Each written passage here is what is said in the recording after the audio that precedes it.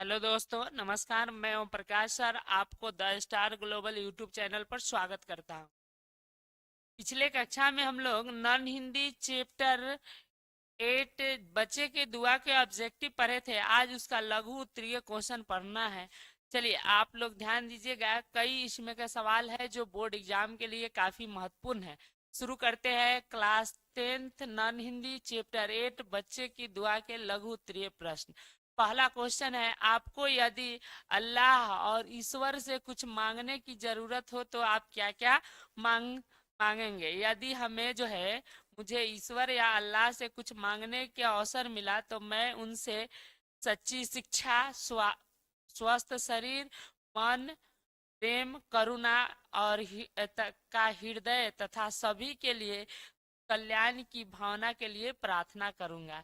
यह बच्चों की दुआ पाठ में बताई गई थी। चलिए दूसरा सवाल की तरफ हम लोग बढ़ते हैं।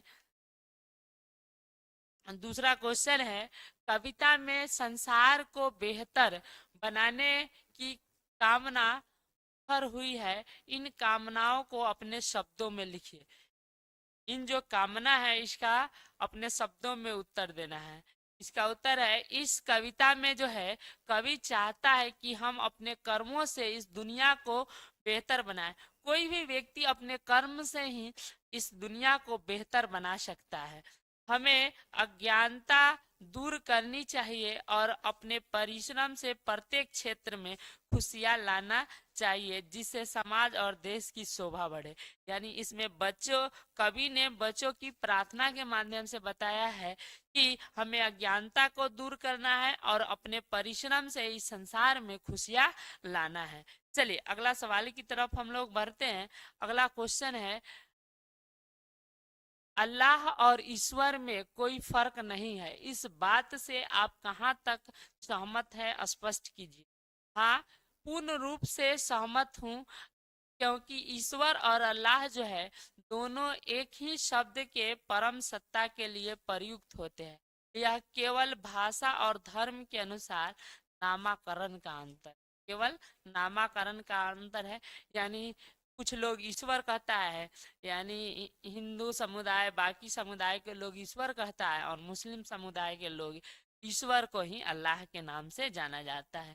यानी भाषा का केवल अंतर है। सभी धर्मों में एक ही शक्तिमान परमात्मा का उपासना करते हैं, चाहे वह किसी धर्म किसी भी नाम से पुकारा जाए। चलिए अगला सवाल की तरफ हम लोग बढ़ते हैं। Question number 4। क्वेश्चन नंबर 4 में व्याख्या करना है। पहला इसकी पंक्ति है, जिंदगी हो मेरी परवाने की सूरत या रब, इल्म की शम्म से ही मुझको मोहब्बत या रब। इसकी व्याख्या करना है तो बता सकते हैं यह पंक्ति बच्चे जो है भगवान से प्रार्थना कर रहे हैं और यह पंक्ति मोहम्मद इकबाल द्वारा लिखी गई, याद रखिएगा, बच्चे की दुआ पाठ से ली गई है, जो किसलय भाग 3 में दिया गया है। चलिए, इसका जीवन में परोपकार के लिए समर्पित रहे, जैसे पतंगा अपने आप को प्रकाश के लिए जो है समर्पित करता है। साथ ही बच्चा विद्या से प्राप्ति के माध्यम से सच्चा प्रेम और करुणा प्राप्त करना चाहता है। यही इसका अर्थ हो गया। चलिए इसका व्याख्या हो गया। अगला व्याख्या की तरफ आते हैं। इसमें 3 व्याख्याएं हैं। यह दूसरा व्याख्या है, हो मेरे दम से यूं ही मेरे वतन की जिन्नत, जिस तरह फूलों से होती है चमन की जिन्नत। इसका भी व्याख्या उसी तरह करेंगे। पहले लिख सकते हैं, प्रस्तुत पंक्ति बच्चे की दुआ पाठ से ली गई है, जो किसलय भाग 3 का एक अंश है। इसमें कवि मोहम्मद इकबाल इस पंक्ति के माध्यम से बच्चे को बताना चाहते हैं उनके कर्मों से ही देश की शोभा बढ़ जाता है। जिस प्रकार फूल फूल से फुलवारी की शोभा बढ़ता है, वह व्यक्ति जो है व्यक्तिगत प्रयासों से ही समाज और देश के विकास में योगदान देना चाहता है।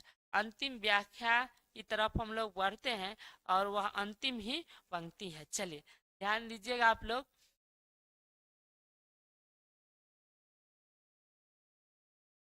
चलिए अगला पंक्ति है, मेरे अल्लाह बुराई से बचाना मुझको, नेक जो राह है उस राह पर चलाना मुझको।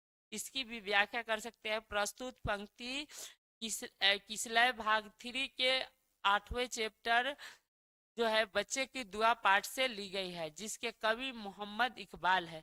उन्होंने बच्चों से प्रार्थना गीत के माध्यम से बच्चों से प्रार्थना करते हुए बताते हैं कि इन पंक्तियों से के माध्यम से कि बच्चे भगवान से प्रार्थना कर रहे हैं कि बुराई से हमको बचाना, जो अच्छे मार्ग है उस मार्ग की शक्ति की मांग कर रहे हैं।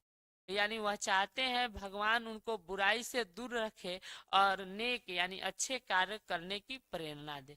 फिर मिलेंगे अगले वीडियो में, तब तक के लिए धन्यवाद। आप लोग the star global YouTube channel पर पहली बार आए होंगे तो सब्सक्राइब कर दीजिएगा, लाइक कर दीजिएगा, अपने दोस्तों के पास शेयर कर दीजिए।